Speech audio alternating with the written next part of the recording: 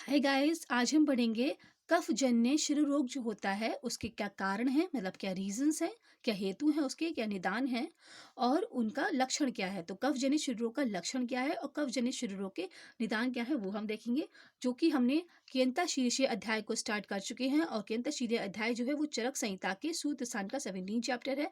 और कियंता शीर्षीय अध्याय में 6 प्रश्न पूछे गए हैं, जिसमें पहला प्रश्न है कि मनुष्य के सिर में कितने रोग होते हैं। तो पांच शिरो रोग होते हैं, जिसमें कि वातज और पित्त शिरो रोग के लक्षण और संप्राप्ति और निदान हम देख चुके हैं। और अब हम देखेंगे कफजन्य शिरो रोग का कारण। और ये क्वेश्चन पूछे किसने हैं, ये जो 6 क्वेश्चन है केंद्र शीर्षे अध्याय में, ये आत्रि पुनर्वसु से आचार्य अग्निवेश ने पूछे हैं। ठीक है, तो उसका उत्तर हम देख रहे हैं। शिरो रोग के शिरो रोग कितने होते हैं, उसमें से 5 प्रकार के शिरो रोग होते हैं, जिसमें कि कफज देख रहे हैं, वातज पित्तज हम देख चुके हैं। ठीक है, तो आते हैं श्लोक पर। आस्य सुख है, स्वप्न सुख है, गुरु स्निग्ध आति भोजने, श्लेष्मा शिरसी संदुष्टा सिरो रोगाय कल्पते। इसका डिफरेंस है चरक संहिता के सूत्र स्थान के 17 चैप्टर का 24 श्लोक। तो आस्य सुखा, जो बहुत ज्यादा बैठे रहते हैं, मतलब अधिक बैठना होता है। आस्य सुख मतलब आस्य मतलब बैठना और सुख मतलब सुख पूर्वक बैठे रहते हैं। स्वप्न सुख, सुख पूर्वक सोए रहते हैं, कोई दिक्कत नहीं होती है, सोए जा रहे हैं सोए जा रहे हैं। गुरु स्निग्ध अति भोजने, जो बहुत ज्यादा गुरु भोजन करते हैं, मतलब हैवी फूड लेते हैं। स्निग्ध मतलब बहुत ज्यादा ऑयली फूड लेते हैं। अति भोजन या बहुत ज्यादा खाना खाते हैं। श्लेष्मा शिरसी संदुष्ट शिरो रोगाय कल्पते। तो श्लेष्मा जो होती है, यानी कि कफ जो होता है, वो शिर में जाके दुष्ट हो जाता है और शिरो रोग को उत्पन्न करता है। ठीक है, तो आस्य सुखा स्वप्न सुखा, ये जो है ये डायबिटीज से हमें जो डायबिटीज है, यानी कि जो प्रमेय है, जो मधुमेह है, उससे हमें कंफ्यूज नहीं होना है, क्योंकि ये लाइन वहां पर भी आती है, आस्य सुखे स्वप्न सुखे।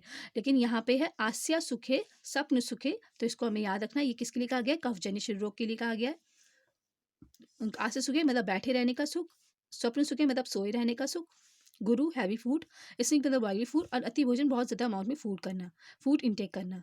फिर है श्लेष्मा शिरसी सन दुष्ट सिर रोगाय कल्पते। तो श्लेष्मा जो होती है वो सिर में जाके दुष्ट हो जाती है और शिर रोग को उत्पन्न करती है। ठीक है, अब हम इसका मीनिंग देख लेते हैं। जिन व्यक्तियों को सुखपूर्वक अधिक बैठना पड़ता है या सुखपूर्वक अधिक शयन करना पड़ता है, शयन मतलब सोना पड़ता है, और जो अधिक गुरु अधिक स्निग्ध और अधिक भोजन करते हैं, उन व्यक्तियों के शिर प्रदेश में कुपित हुआ कफ शिरो रोग को उत्पन्न करता है। ठीक है, हमें पता ही है जो कफ का गुण है, कफ गुरु होता है, कफ स्निग्ध होता है ना। तो ये गुरु और स्निग्ध फूड ले रहे हैं, गुरु और स्निग्ध अति भोजन कर रहे हैं, तो उससे कफ ही बढ़ेगा। ठीक है, तो हमने ये देखा कफजन्य शिरो रोग का लक्षण, कारण देखा, निदान देखा। अब हम पढ़ेंगे कफजन्य शिरो रोग का लक्षण। कफजन्य शिरो रोग होता है तो उसके लक्षण क्या होते हैं, क्या सिम्टम्स होते हैं, क्या ऐसे सिम्टम्स होंगे जिसको हम देखकर कहेंगे कि इसको कफजन्य शिरो रोग है। तो देखते हैं। शिरो मंद रुजम तेन सुप्तम स्तिमित भारिकम भवत्य उत्पद्यते तंद्रा तथा आलस्यम रोचकम, आलस्यम अरोचकम। इसका रेफरेंस है चरक संहिता के सूत्र स्थान के 17 चैप्टर का 25 श्लोक। जब दूषित कफ शिरो रोग वाहिनियों को दूषित करता है, शिरो मंद रुजम, तो शिर में मंद वेदना होती है और उसमें शून्यता प्रतीत होती है। सुप्तम, सुप्तम मतलब शून्यता प्रतीत होती है। सिर स्तिमित गीले कपड़ों से ढका हुआ, स्तिमित मतलब गीले कपड़ों से ढका हुआ, और भारी हो जाता है। तो शरीर सिर जो होता है, जो हेड रीजन है, वो गीले कपड़े से ढका हुआ प्रतीत होगा और भारी हो जाएगा। और तंद्रा आलस्य और भोजन में अरुचि हो जाती है। तंद्रा हो जाता है, आलस्य हो जाती है और भोजन में अरुचि हो जाती है। तंद्रा आलस्य अरोचकम। ठीक है, तो इसको थोड़ा डीपली देखते हैं। जब दूषित कफ सिर रोग वाहिनियों में दूषित करता है, जो कफ जो है वो बढ़ गया, जो हमने रीजंस पढ़े कि आस्य सुख है, स्वप्न सुख है, गुरु स्निग्ध अति भोजने, तो ये हमने रीजंस पढ़े कि कफ जन्य शिरो रोग में ये रीजंस हैं, ये हेतु है, ये निदान है। तो उनके सेवन से जो कफ जो होता है वो दूषित हो जाता है और शिरो रोग वाहिनियों को दूषित कर देता है। शिर में जो शिरोगत वाहिनियां हैं, जो कफ को वहन करने वाली वाहिनियां हैं, उनको दूषित करता है, या फिर सिरा वीन्स को दूषित कर देता है।